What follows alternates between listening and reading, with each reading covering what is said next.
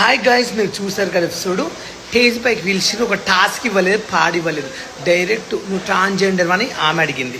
ఈయనేమో నీకు ఫ్యాన్స్ ఉన్నారా, నీకు ఫ్యాన్స్ ఉన్నారా అనుకుంటున్నావు అన్నారు. అంటే మనుషులకు ఫ్యాన్స్ ఉండరా, అంటే నీకే ఉంటారా తోపు అని ఇట్లా ఎంత అవమానించారో మీరు చూసారు కదా. నేను ఉన్నదే చెప్పాను.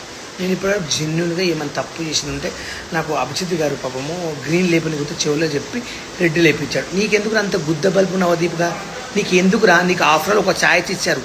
కుక్కలాగా నువ్వు ఒక్కసారి నువ్వు చూసుకోవాలి. పక్కన ఉంది నీకెందుకురా? నీ వల్ల నా జీవితం ఖరాబ్ అయింది ఇప్పుడు తెలుసా. నీ వల్ల వాళ్ళు ఇద్దరు గ్రీన్ ఇచ్చే వాళ్ళని కూడా ఇప్పకుండా చేసినావు.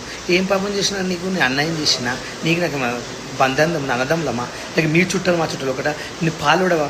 ఎలా అలా నన్ను అవమానించావు, ఎంత ఘోరంగా తిట్టావు, నన్ను ఎంత అవమానించావు. అంత నీకు ఎందుకు అంత కుళ్ళు? అంటే నేను ఎదుగొద్దా, నేను బిగ్ బాస్కి వెళ్ళొద్దా, నువ్వే సంపి లక్షల కోట్లు సంపాదించుకుని బతావా? నేను ఒక పేద కుటుంబం నుంచి వచ్చాను రా, నన్ను ఎంత అవమానించారో నువ్వు.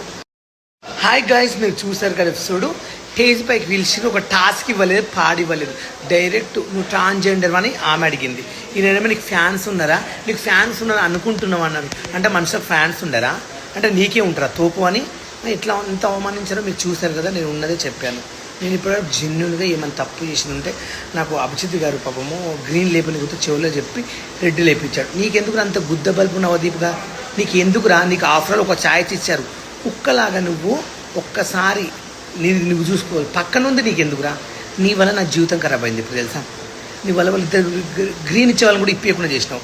ఏం పాపం చేసినా నీకు? నీ అన్యాయం చేసినా నీకు నాకు బంధం అన్నదమ్ములమ్మా, లేక మీ చుట్టాలు మా చుట్టాలు ఒకట నీ పాలుడవా? ఎలా అలా నన్ను అవమానించావు, ఎంత ఘోరంగా తిట్టావు, నన్ను ఎంత అవమానించావు. అంత నీకు ఎందుకు అంత కుళ్ళు? అంటే నేను ఎదుగొద్దా, నేను బిగ్ బాస్కి వెళ్ళొద్దా, నువ్వే సంపి లక్షల కోట్లు సంపాదించుకుని బతావా?